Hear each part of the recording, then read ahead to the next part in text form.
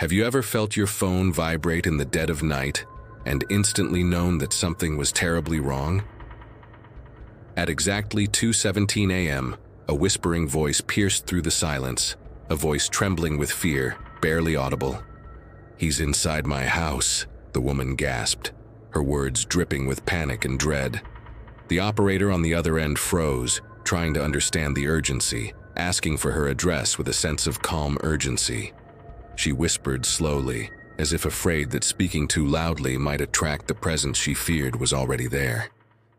There was a long pause, stretching like an eternity over the phone line, filled only with the faintest creak of something moving in the background.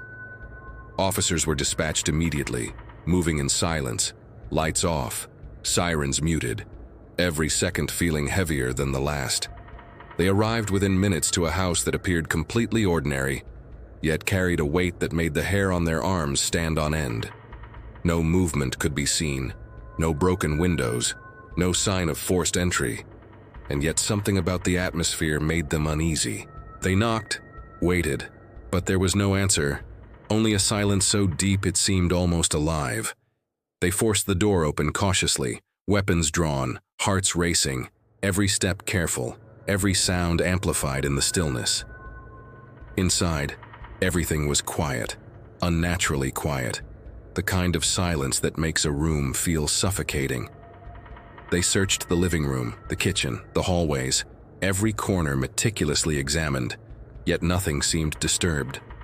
Then they entered the bedroom, the air heavy, thick with an invisible presence that made each breath feel colder. She was lying on the floor, still cold, a lifeless figure that made the stomach churn with unease. Paramedics confirmed she had been dead for hours, the time of death estimated at 12:43 a.m., long before the call was received. Yet the emergency call had come at exactly 2:17 a.m., nearly 2 hours after her death, sending chills down every spine present. Police checked the call log and confirmed there was an incoming call from her phone, seemingly placed after she had already passed. The device rested neatly on the bedside table, battery at 5%, as if left there intentionally for someone to find. Forensics found no fingerprints on the device except hers, no signs of struggle, no defensive wounds, and no evidence of intrusion. Neighbors reported hearing nothing unusual, no screams, no noises, nothing that suggested a break-in or attack. When detectives listened to the recording, they noticed something deeply unsettling. The breathing did not match that of a dying person. It was steady, controlled, almost calm. And there was a second faint sound, like fabric brushing against the floor or someone moving softly. Audio was enhanced, slowed down, static removed, revealing 3 chilling words whispered underneath it all. "Don't let her speak." The operator never reacted to those words, as if she had never received them, meaning the transmission itself was anomalous. Investigators checked cell tower data, confirming the call originated from inside the house with no signal rerouting, no spoofing, and no technical explanation. The coroner rechecked the body. Lividity confirmed death had occurred hours earlier, proving physically she could not have made the call. The case became national news, experts debating every possible theory, from technical glitches to delayed signals, yet none were satisfactory.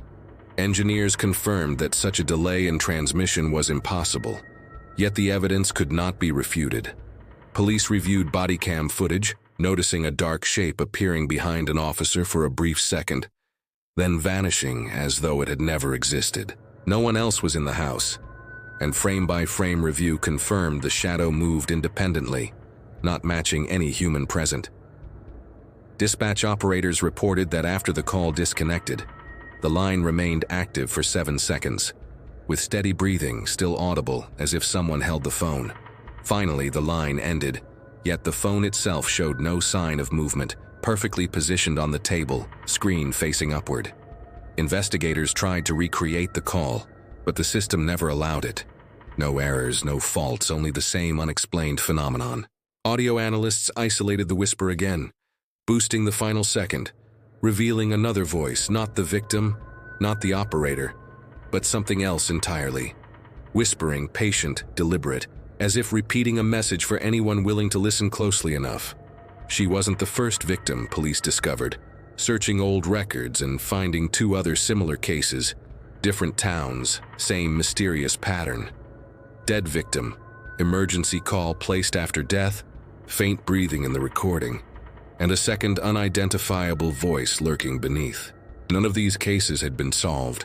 The houses abandoned, phones preserved as evidence, and the recordings archived, waiting silently. But every year, on the anniversary of her death, at exactly 2:17 a.m., dispatch receives a call with no number attached, no location data, just a whisper, repeating the words that haunt the mind. "He's inside my house," followed by slow, steady breathing. Waiting, always waiting. The fear generated is almost palpable, reaching beyond the screen or speaker, seeping into the listener's imagination like a shadow in the corner. And the operator on the other end remains calm. Yet the tension is impossible to ignore, because this call should not exist. Yet it does.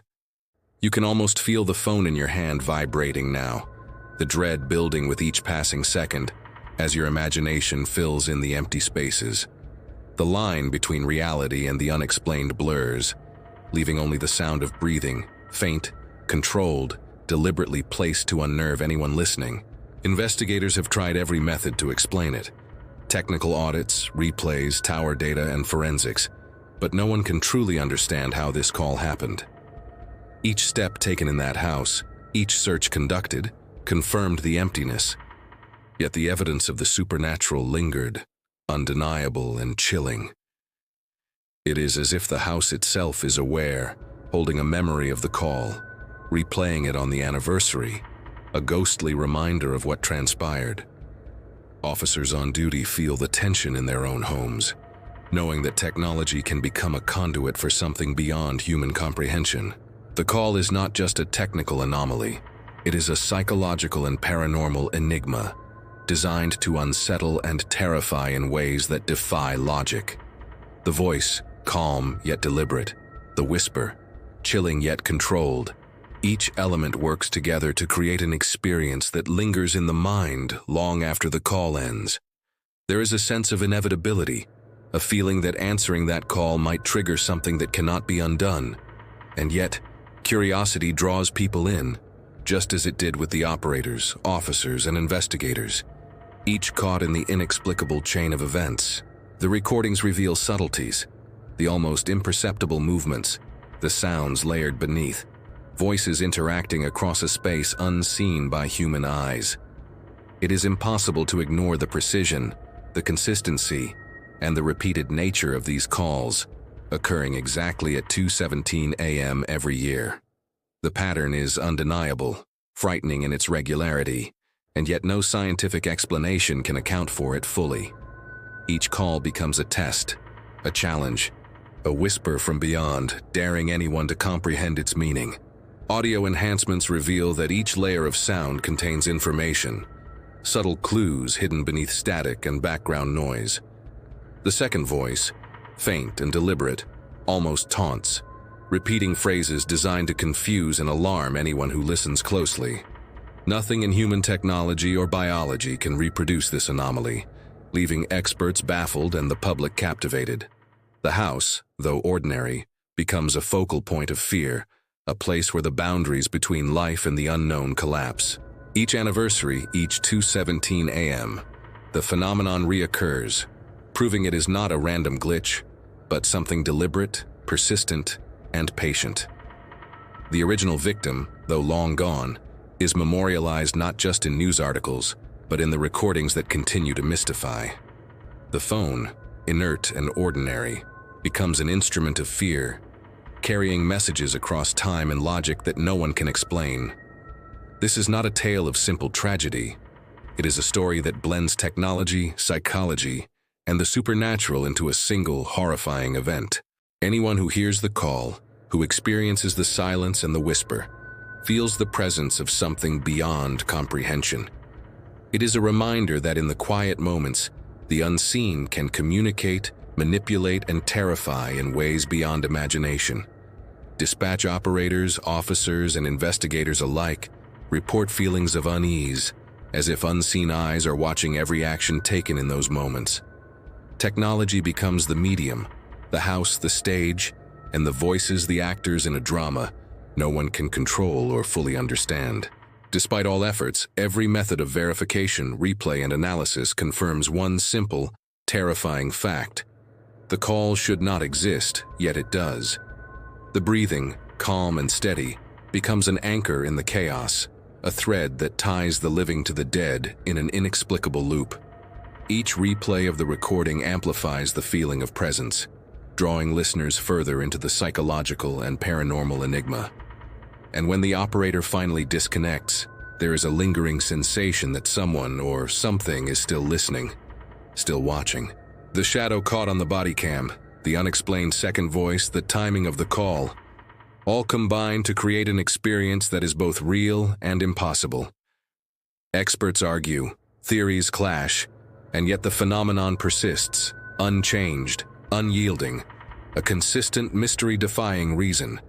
It is a case study in the limits of understanding, blending fact, speculation, and the inexplicable into a narrative that chills the soul. And every year the anniversary reminds those who follow the story that this is not fiction, that something is reaching out through ordinary devices. The whispers, the breathing, the slow, deliberate pacing of the sounds, all form a pattern too precise to be coincidence. Technology, psychology, and the unexplained intersect, creating a tapestry of fear that grows more intricate with each passing year. Anyone listening closely begins to notice the subtlety, the way the pauses, breaths, and whispers interact to build tension beyond comprehension. The call itself becomes a phenomenon, a ritual repeated across years, each repetition reinforcing the idea that something watches, waits, and communicates. It is the intersection of life, death, and the unknown, framed by the ordinary trappings of a home, a phone, and an operator who cannot react. And when you imagine answering that phone yourself, the terror becomes personal, almost tangible, as if the presence could reach through the line. No evidence of tampering, no rational explanation, only recordings, body cam footage, and the lingering dread of something beyond explanation. The second voice, patient and deliberate, continues to appear in each recording, a haunting signature that defies logic and reason. The houses remain ordinary during the day, yet at exactly 2:17 a.m., they become stages for an event that cannot be predicted or stopped. The victims, dead or alive, are linked through these calls, bound by the inexplicable timing and the chilling consistency of the phenomenon. Anyone who studies the case is forced to confront the limits of knowledge, the fragility of perception, and the possibilities beyond life as we know it. And so, the emergency call that was never made continues to intrigue, terrify, and bewilder, a mystery that refuses to fade with time. If you enjoyed this story, make sure to like, subscribe, and visit Obscure Diaries for more chilling mysteries that will haunt your imagination.